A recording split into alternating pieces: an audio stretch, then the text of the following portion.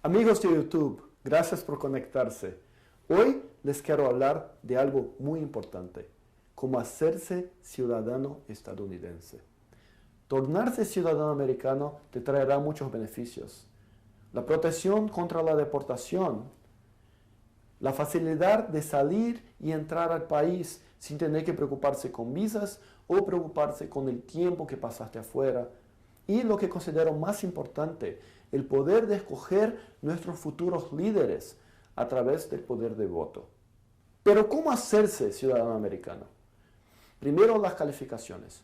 Uno necesita ser mayor de los 8 años de edad. Uno necesita poder hablar inglés, un inglés básico, aunque califiques para una excepción. Y uno necesita tener por lo menos 5 años de residencia permanente. O 3 años si casado con un ciudadano americano. También hay un criterio que se llama el criterio de buen carácter moral.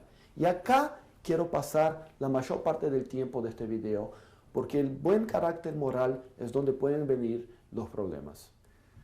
Por ejemplo, si usted fue deportado en algún momento, es importante revelar eso en la aplicación de ciudadanía. Porque si no lo haces, el oficial de inmigración puede determinar que has mentido y que por qué mentiste no tenés buen carácter moral. También tenés que estar en día con tus impuestos y revelar cualquier incidente criminal que has tenido. Si usted ha tenido una condena criminal, es muy importante que hables con un abogado antes de hacer tu petición de ciudadanía. Hay determinadas condenas criminales que pueden traerte problemas de inmigración, incluso la deportación.